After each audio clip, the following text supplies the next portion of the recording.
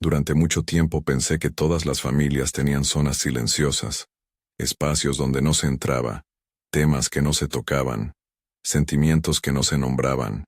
Crecí creyendo que eso era normal, que madurar significaba aprender a convivir con ese tipo de vacío sin hacer preguntas. Solo muchos años después entendí que lo que yo llamaba silencio, en realidad era exclusión. Cuando somos niños no tenemos las palabras correctas para explicar lo que sentimos. Tenemos sensaciones, intuiciones, una incomodidad que aparece sin aviso. Yo crecí con esa sensación. Surgía en momentos pequeños, casi invisibles. Cuando entraba a una habitación y la conversación cambiaba.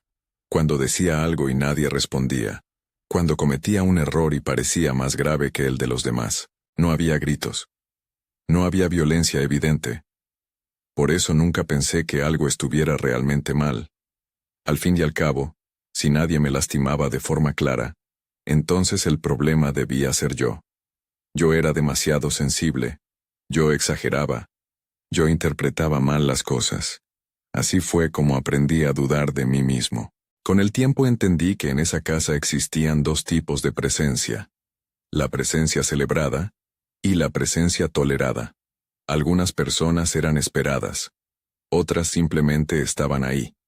Yo siempre pertenecía al segundo grupo. Pero nadie me lo explicó en voz alta. Empecé a notar los detalles. Diferencias pequeñas que aisladas parecían insignificantes, pero juntas formaban un patrón imposible de ignorar. El tono de voz, la paciencia, las miradas. Las preguntas sobre mi día se hacían por costumbre, no por interés real. Yo respondía igual.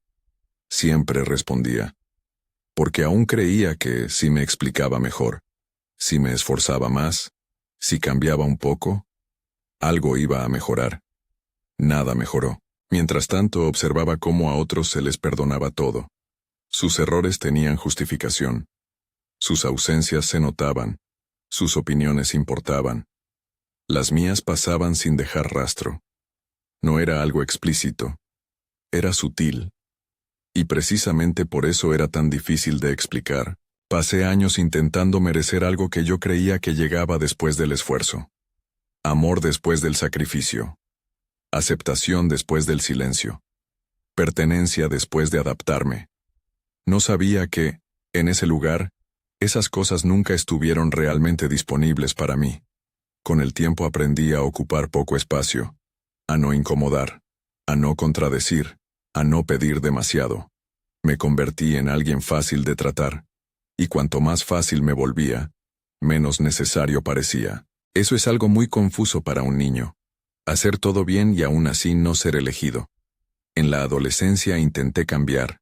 Mi forma de hablar, mi forma de vestir, incluso mis sueños. Observaba con atención qué era celebrado y qué era ignorado. Ajusté mi personalidad como quien intenta entrar en una habitación demasiado pequeña. Pero la sensación no desapareció. Yo estaba ahí, pero no estaba dentro. Era como vivir en una casa donde todas las puertas estaban abiertas, excepto la que realmente importaba. Durante años pensé que todo estaba en mi cabeza. Nadie decía abiertamente que yo no pertenecía. Nadie me echaba.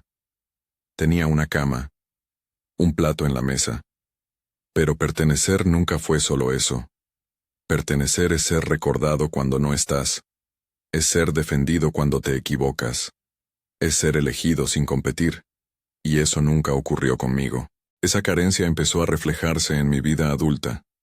En mis relaciones aceptaba menos de lo que merecía. En el trabajo hacía más de lo que me pedían y esperaba menos reconocimiento. Siempre me sentía reemplazable. Como si mi presencia fuera útil, pero no esencial. Creía que eso era humildad. Hoy sé que era condicionamiento. Años después, ya adulto, seguía visitando esa casa. No por deseo, sino por costumbre. Hay lealtades que permanecen incluso cuando duelen. Yo ya no esperaba nada. Solo cumplía el rol que siempre tuve, estar sin destacar. Y fue en uno de esos días comunes, sin importancia aparente, cuando todo cambió. No hubo tensión. No hubo preparación. Yo no buscaba respuestas. Estaba en otra habitación. La conversación no era conmigo. Ni siquiera hablaban de mí. O eso creían. Entonces alguien dijo esa frase. No fue cruel. No fue dicha con rabia. Fue natural. Como algo obvio. Como una verdad que no necesitaba cuidado. Y quizá no lo necesitaba, porque siempre había estado ahí. Cuando la escuché, no sentí un golpe inmediato.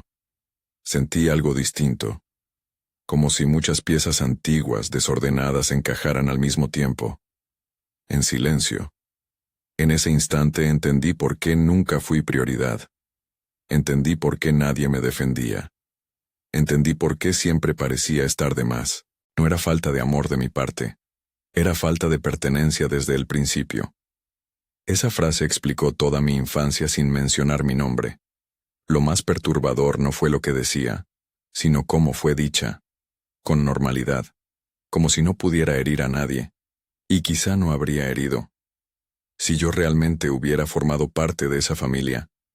Pero yo solo pertenecía al borde, al margen, al espacio que no necesitaba protección. No confronté a nadie. No hice preguntas. No porque no doliera, sino porque por primera vez todo tenía sentido. Y cuando algo tiene sentido, la rabia pierde fuerza. Lo que queda es un duelo silencioso. Duelo por el niño que intentó encajar. Duelo por el tiempo invertido en una expectativa injusta. Duelo por creer que debía cambiar para ser querido. Esa noche volví a casa distinto, no más feliz, pero más lúcido. Y la lucidez no permite fingir. Revisé cada recuerdo, cada escena confusa, cada momento en que sentí que algo no estaba bien y me dijeron que exageraba. Ahora lo veía claro. Nada fue casual. Nada fue imaginación. Eso no significa que no hubiera cuidado. Lo hubo. Pero el cuidado no es pertenencia. El cuidado puede existir por obligación. La pertenencia no. Con el tiempo empecé a alejarme.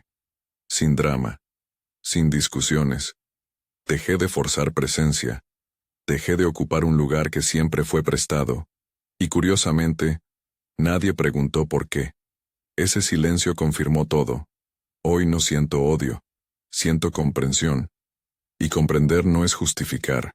Es ver con claridad. Entiendo los límites de ese amor. Entiendo el rol que me dieron. Entiendo que no todos saben amar sin condiciones. Y yo no cabía en esas condiciones. Si escuchas esto y algo dentro de ti se mueve, quizá no sea casualidad. Quizá tú también creciste intentando merecer algo que nunca fue prometido. Quizá también aprendiste a hacerte pequeño para encajar. Quizá también escuchaste frases sueltas que explicaron más que cualquier conversación directa. Si es así, quiero que sepas algo. No estabas roto. No exagerabas. No estabas imaginando cosas. A veces el problema no es quién eres, sino el lugar donde intentaste ser. Yo escuché una frase, y finalmente entendí,